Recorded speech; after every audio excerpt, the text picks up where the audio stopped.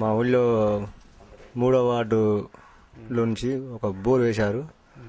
వాళ్ళు రెడ్డిస్ వారు మా బోర్లో నుంచి పైపులు తీసుకుపోయి రెడ్డిస్ వార్డులో వేసుకుంటున్నారు. పాత పైపులు తీసుకొస్తే వేసారు వాళ్ళు, వేరే పాత కొత్త తీసుకుపోయి మాకు నీళ్ళే అందట్లేవండి. అసలుకి చాలా ఇబ్బంది పడుతున్నాం మేము. మాకు బోర్లు కానీ ఏది ఉన్నా కానీ మా సౌకర్యం వాళ్ళు దందా చేసి మా దగ్గర తీసుకుపోయి వాళ్ళ దగ్గర వేసుకుంటున్నారు. దానికి మీరు మీ వల్ల ఏదైనా సాయం చేయగలరని నేను చూస్తున్నాను. తీసుకుపోయినామండి.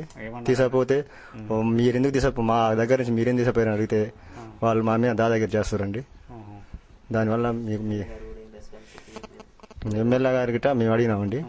అడిగితే ఆయన గిట్ట ఎందుకు తీసుకుపోతారు, అట్టే ఉండదు అది అని చెప్తుంటారు సార్. వారికి మరి ఏం చేయాలి దాని గురించి? మరి ఒకసారి మీరు వస్తే చూపిస్తామని చెప్పలేదా? చెప్పాను సార్, చెప్తే రావట్లేదు సార్. వాళ్ళు 100 రోజుల పని గురించి సార్ మరి పని చేయట్లేదు అసలే. ఆయన 10 రోజులు చేపిస్తే 20 రోజులకి ఉంచుతుండు సార్. ఏమేమి పనులు చేపిస్తున్నారు? ఏం పనులు, చెట్లు కొట్టిస్తుండు, కాలువలు తీపిస్తుండు సార్.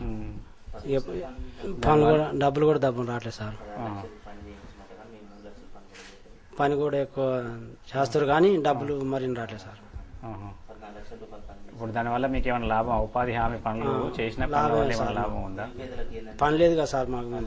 పని మీకు డబ్బులు రావడం గురించి అనట్లేదు, మీకు చెప్పిన పనుల వల్ల మీ గ్రామానికి ఏమైనా లాభమే సార్. వ్యవసాయం కదా సార్, అది వ్యవసాయం కాబట్టి మంచి కాలువలు చేసుకుంటే నీళ్లు గట్ట మంచిగా బారుతాయి. అదే సార్.